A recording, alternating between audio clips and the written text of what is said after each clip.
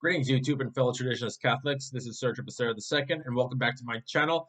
And today we're starting off with part 2 of chapter 1 of A Dark History, the Popes. So this is part 2 of me starting some history lessons concerning our beloved Holy Mother Church, but looking into the dark past of the papacy. So we covered the history of some popes that were known to be bad, at least one so far was wrongfully killed. So we left off with the pontificate of Pope Formosus, and now we're getting into the other half of Formosus's life, because Formosus had just died, as we had just finished off in the last video. Now we're going to move into the papacy of Stephen VI, who starts the Cadaver Synod by putting Formosus on trial. I'm sorry, I was eating something before I even started.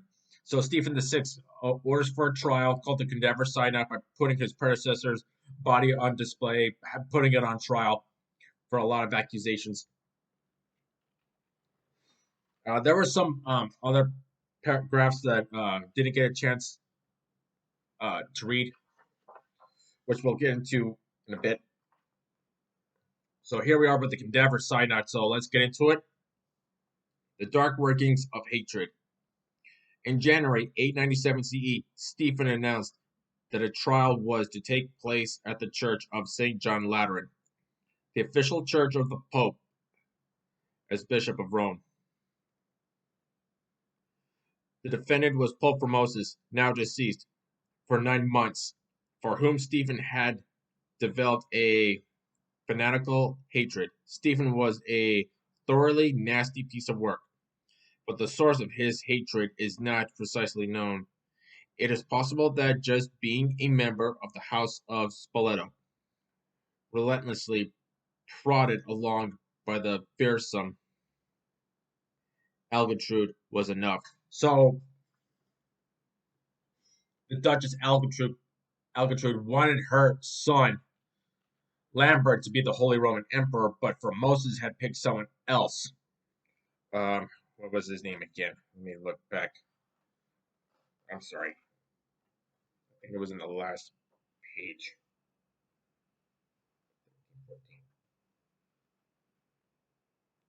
So what was it? I'm trying to remember the name of the new emperor that Formosus wanted. Arnulf. No doubt German. Of course, most of the Holy Roman emperors were German. So Stephen was a nasty piece of work, as it is said right here, calling for a synod to put Formosus' body on trial. But you think someone would find this incredibly insane that our current pope would put the body of his predecessor on trial after being dead for 9 months. So, okay. Let me just get this right. Stephen was a thoroughly nasty piece of work, but the source of his hatred is not precisely known.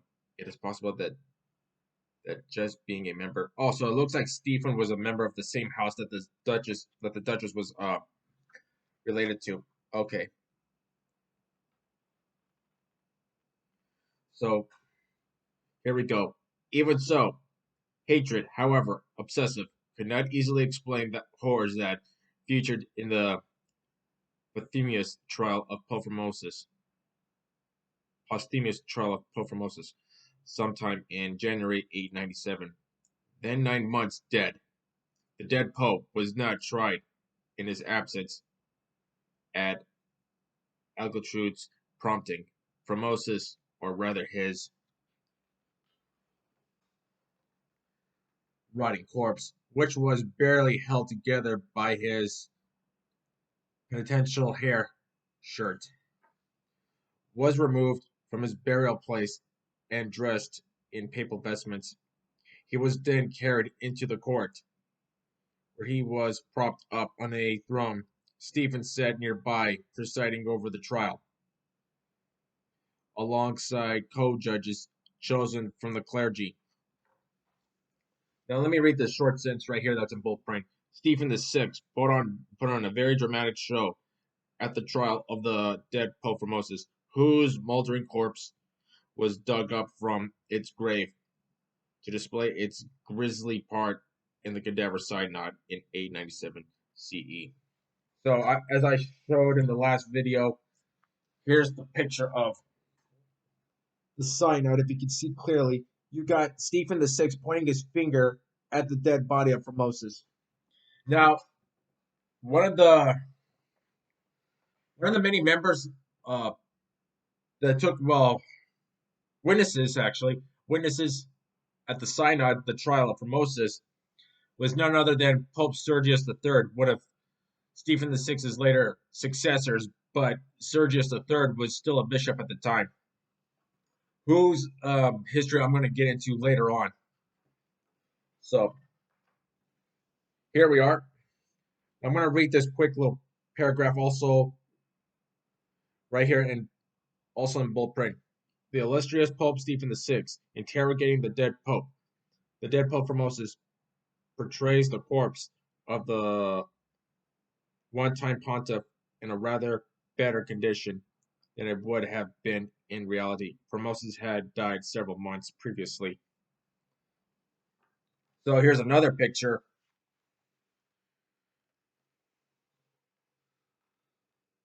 Here's another picture right here. Another picture of Stephen VI pointing his finger directly at the dead Pope. I'm sorry if it's all glare from the light, but if you can see clearly.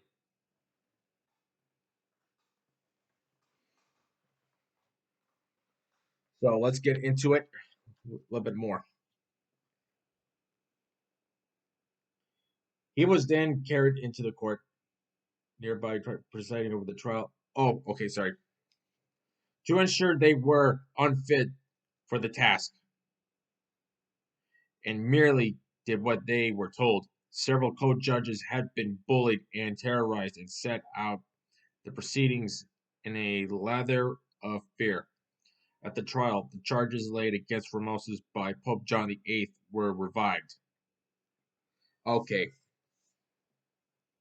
so it looks like these charges that were brought against him originally brought up by John VIII. Now, I've looked at Formosus' past by doing online research. I know that I've got some of it. I know that there have been accusations against Formosus carrying out the roles of a bishop.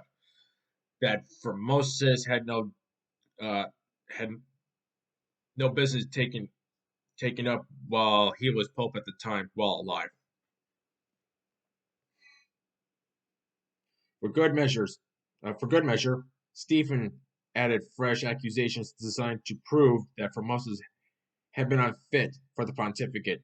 He had committed perjury, Stephen claimed, coveted the throne of St. Peter, and violated church law.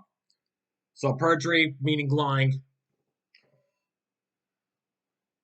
and then coveted the throne of St. Peter and violated church law. Violating laws that went against the church, like I said, had mentioned that Formosus had been doing jobs of a bishop, which he should not have had not taken up. Lying was another one, which is perjury. Coveted also. Okay, so the next part we're going to look at right here are a couple of a couple of words that are part of the Vatican vocabulary: simony and nepotism. Which you'll see right here in this yellow column right here. So I'm going to go ahead and read it out before we continue. Simony. Simony, the crime of selling or paying for church offices or positions or offering payment to influence an appointment, was a serious crime within the church. It took its name from Simon Magus, also known as Simon the Sorcerer, who attempted to bribe the disciples Peter and John, as the New Testament accounts. And when Simon saw that through laying on of the apostles' hands the Holy Ghost was given, he offered them money, saying, Give me also this power, that on whosoever I lay hands, he may receive the Holy Ghost. But Peter said unto him, The money perish with thee, because thou hast thought that the gift of God may be purchased with money. So there was a one quote from the Bible in italics that talks about Magus trying to bribe Peter and John with money to give them receive the Holy Ghost. In other words, power of miracle. Okay, nepotism. That's another word we're going to get into. Nepotism. Nepotism derives from the Latin word nepos, meaning nephew or grandchild, and describes the favoritism many popes show towards their relatives and friends by giving them positions in the church they did not merit, either through ability or seniority. It was probably the most common of church crimes, particularly in medieval times. However, nepotism was almost understandable at a time when popes had personal rivals and enemies and needed people close to them who had already proved their loyalty. Okay, so in other words, there have been popes that have given relatives positions within the church when they weren't qualified. One good example that would be Pope Sixtus IV, who had a couple of nephews. One of them would later on would become Pope, Giuliano della Rovere, who would become Pope Julius II, the second della Rovere Pope. But you know what? I yeah. So there have So history over time shows that there have been popes that would make their um biological illegitimate sons or nephews a cardinal and given whatever position for money.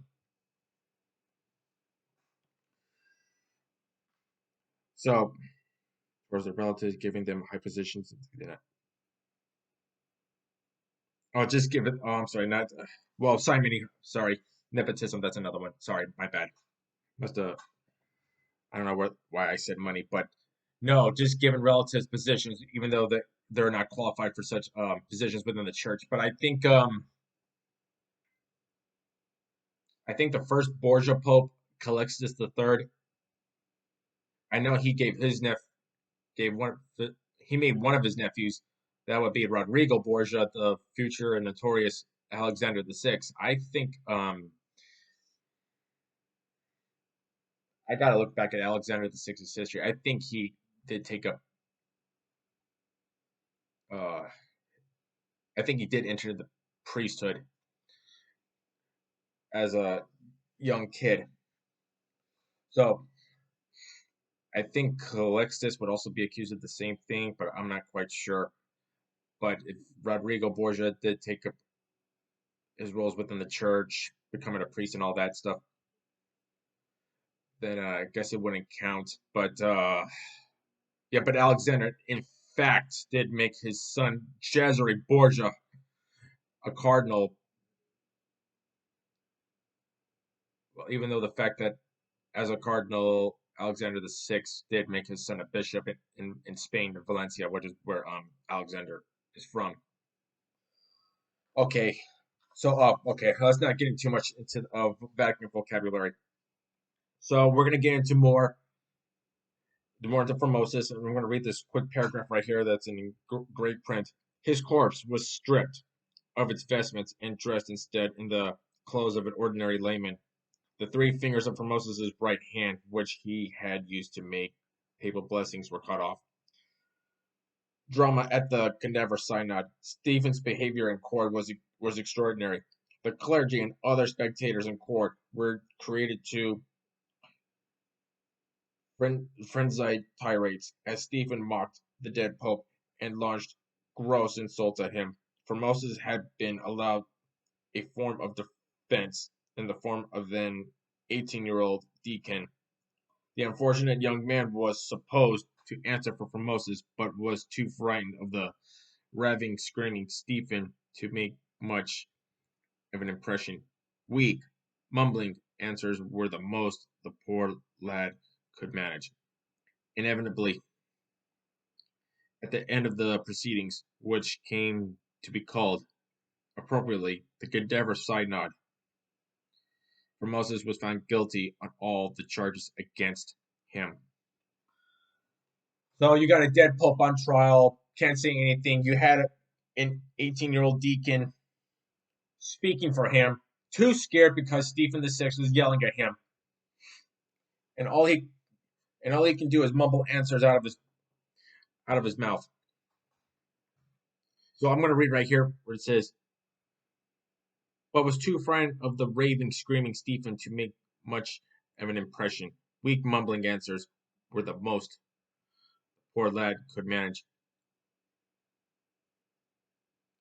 So whoever this young kid was, 18, too scared, speaking on Formosa's behalf, had to mumble answers that were poor, weak mumbling answers. I'm looking at this paragraph right here. So you got someone that's just too scared right now, even though you got a pope that's just insane by putting his predecessor on trial. I'm gonna show you back this picture of the two popes, Stephen and Formosus. If you notice closely, they're both wearing papal tiaras. Um, let's see. I'm trying to remember. I think Saint Nicholas the First was the first pope to wear. Yeah, he wore a papal tiara, but I don't know what year exactly he took up the throne. I think it was late late 8th century. I'm trying to remember, sometime in the 700s. But Nicholas was the first pope to wear a papal tiara. But these pictures show both popes wearing the triple crown, but the triple crown wasn't the other two crowns weren't added for another few centuries. So he only had like this silver bullet shaped headdress with a gold circlet around, making it a single crown tiara. But I don't know why they put pictures of both popes wearing the triple crown when they weren't even added on later on centuries. 897. So I think Nicholas the First lived a century before. Yeah, so 8th century, I would say so that Nicholas the First was around. So Formosus is now guilty of these perjury charges and other laws that were violated during his time. So I'm going to read this paragraph right here. Formosus was buried yet again, this time in an ordinary graveyard, like the rescue itself. The burial had to be kept secret. Okay. Inevitably, at the end of the proceedings, which came to be called appropriately, the Cadaver Synod, Formosus was found guilty on all charges against him. Punishment followed immediately. Stephen declared that all the dead pope's acts and ordinations were null and void. So Formosus' pontificate was declared null and void by Stephen VI because of these accusations. At Stephen's command, his corpse was stripped of its vestments and dressed instead in the clothes of an ordinary layman. The 3 fingers of Formosus' right hand, which he had used to make papal blessings, were cut off.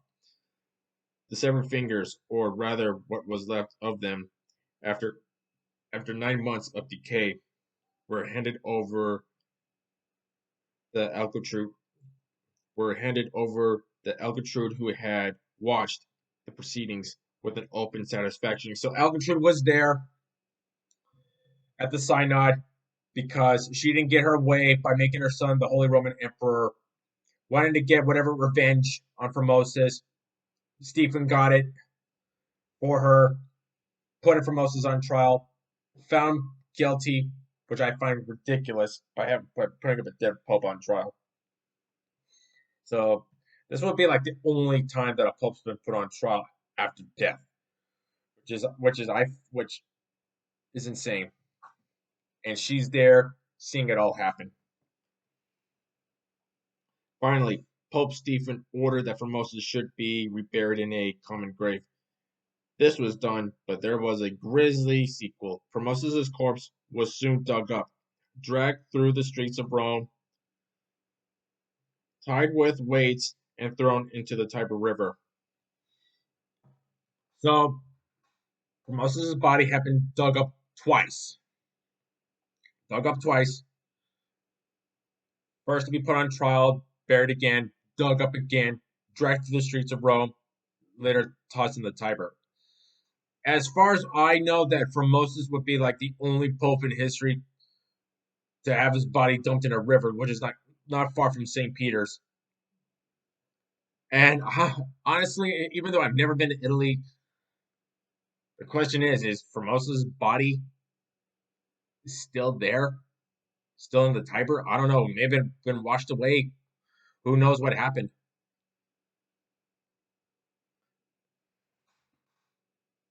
I mean, anything could have happened. I mean, bones don't decay, which I doubt, but it can easily break. Formosus had been Formosus had been revered by many of the clergy, and he was popular with the Romans. And before his election in and before, and before his election in 891 CE, many had rioted at the prospect of another pope being chosen instead. There was, therefore, no no shortage of helpers when a monk who had remained faithful to the dead pope's memory asked a group of fishermen to aid him in retrieving Formosus's much misused remains. Afterwards, Formosus was buried yet again. Okay, so didn't know that Formosus had been taken out of the river and then given a proper burial. Okay, so he's found. Retrieving Formosus' much misused remains.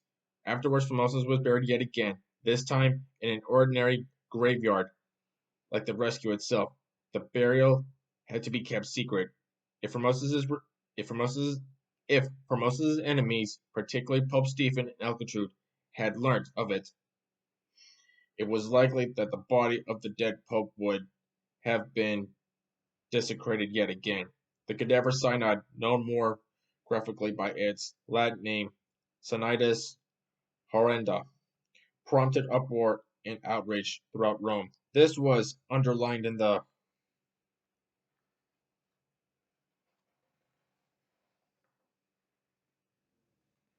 superstitious popular mind when the Basilica of St. John suddenly fell down with a thunderous roar just as Pope Stephen and Elgitrude emerged from the church of St. John Lateran at the end of the trial. Trial, what it says, which was ridiculous. Phony trial. The fact that the basilica had long ago been condemned as unsafe was less convincing than the idea that the collapse was a sign of God's displeasure. Before long, in much of the same vein, rumors across that the corpse of Pope Formosus had performed miracles,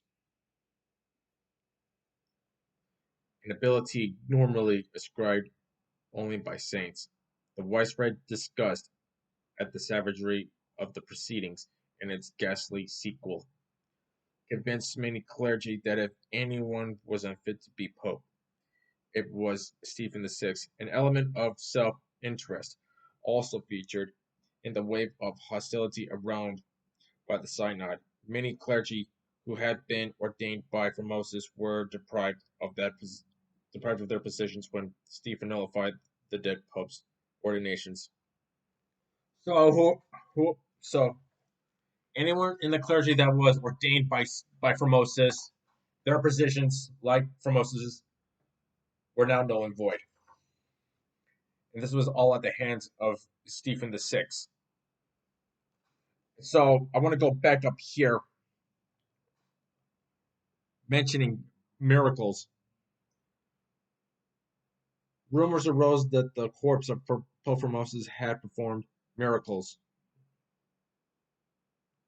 an ability normally ascribed but only to saints. So it looks like Formosus' remains performed miracles, an ability normally ascribed ascribed only to saints. So there's a rumor. So there are rumors saying that the dead Pope's remains did perform miracles, but Formosus had his body dragged across the streets of Rome and finally to the Tiber, then later dug up. So let me go back right here. It looks like it was mentioned that monks, when a monk who had remained faithful to the dead Pope's memory and a group of fishermen to aid him. Okay, so it looks like there was a monk. So it looks like a monk had asked for the help of fishermen. So a monk asked for a group of fishermen to help get Formosus' body and then given a proper burial site. Okay, for a long time I believed that Formosus' body was just left in the Tiber River, never to be seen again.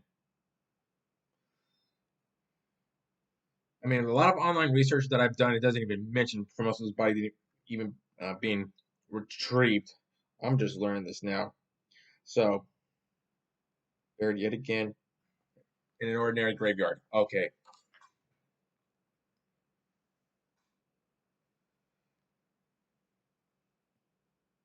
So, Formosus is now dead, and he's given final resting place in an ordinary grave. I'm going to read this part right here. Stripped of his splendid papal vestments and insignia, he was thrown into prison. Oh no, I'm sorry, I'm reading something else. My bad. I'm reading this small paragraph that's in great print. Formosus had widespread savagery sequel. Okay. Alright. The widespread disgust at the savagery of the proceedings and its ghastly sequel convinced many clergy that if anyone was unfit to be okay, alright. Sorry, I already read this part right here because I'm discussing other things. So, if there was any pope that was unfit, it would be Stephen VI. I mean, he was just crazy, putting Formosus on trial, putting his body on trial for things over accusations that were brought up during the time of John VIII.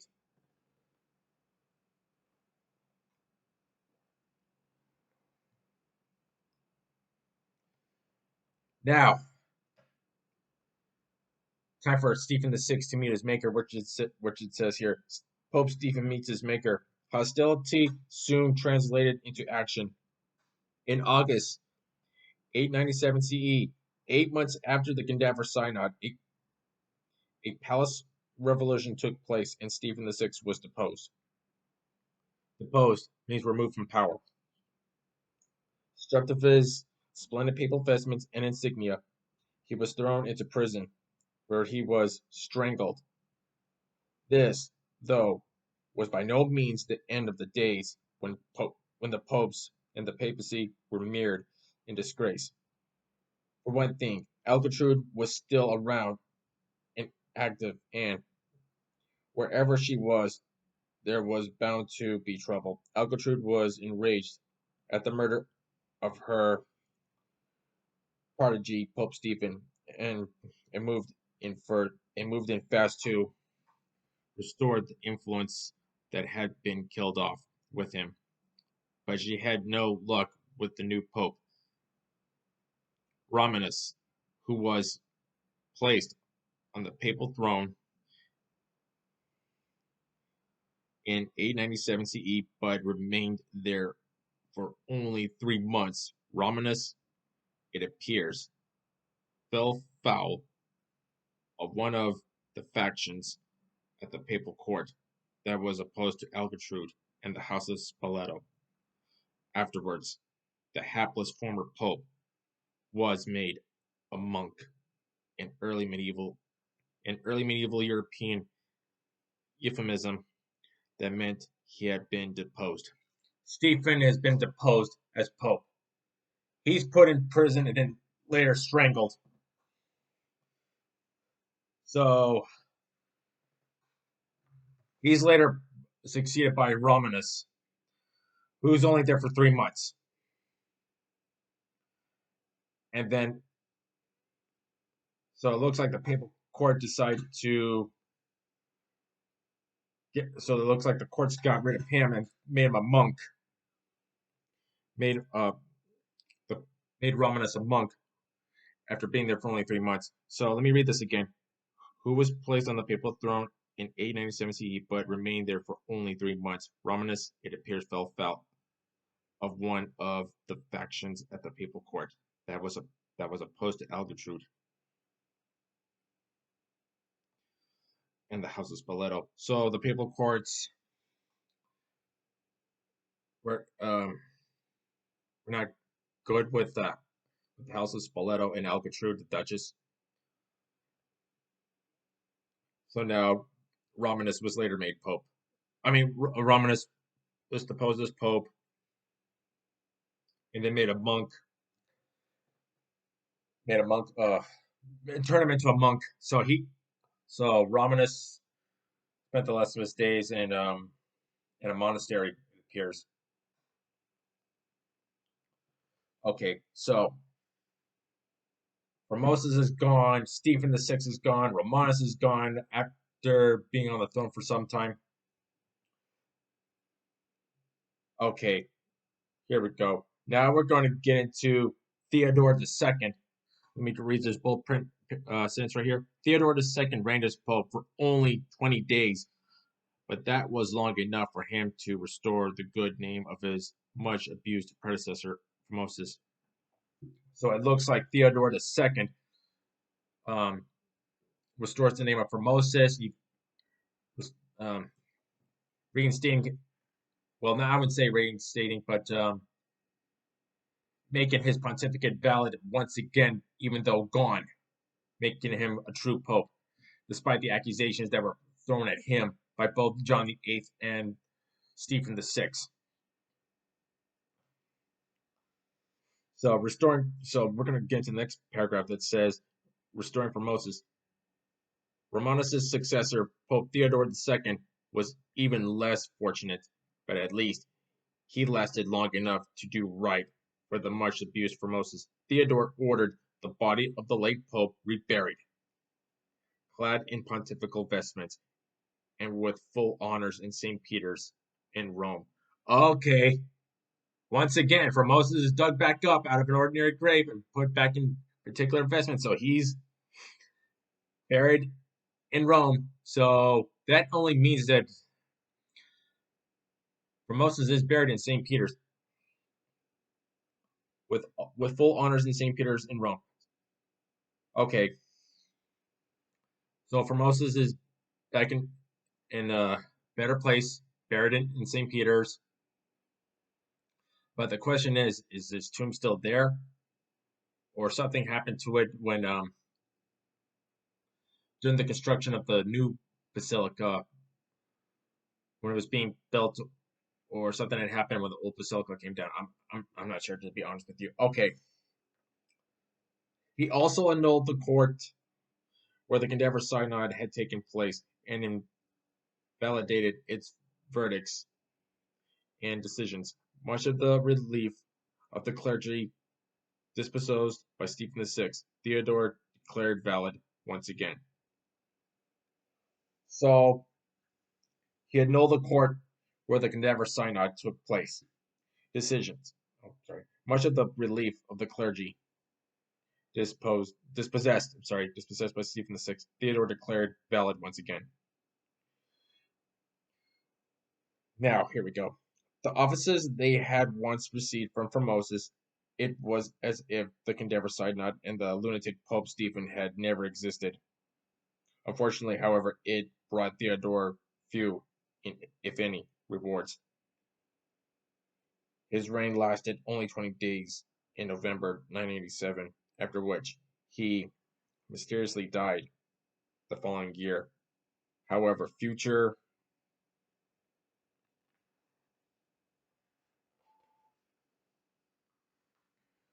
trials of dead persons were prohibited by Theodore's successor, Pope John IX.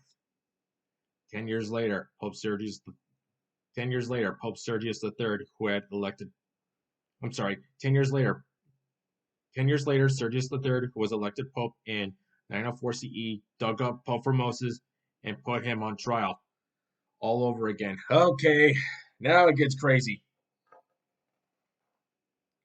So Formosus' body's been back and forth, out of the grave, in the grave, in the grave, out of the grave. And then, once again, we see a new trial with Pope Sergius III. Okay, so we're going to wrap it up right here. Sorry, once again, that it took this long. There was one page I wanted to also cover, talking about Pope Benedict IX. So we'll get that into the next trial. Not trial. Next video. We're going to start off with Pope Sergius III. And this is still chapter 1. So, the Cadaver Synod, Pope Stephen VI, completely crazy, putting Formosus on trial. And we see Formosus' body dug up again and again and again. I mean, will it ever end? Well, one way to find out with Pope Sergius III. So, tell me what you think in the comments below. Hit that like button, hit that subscribe button, hit the notification bell, and stay tuned for future updates. Okay.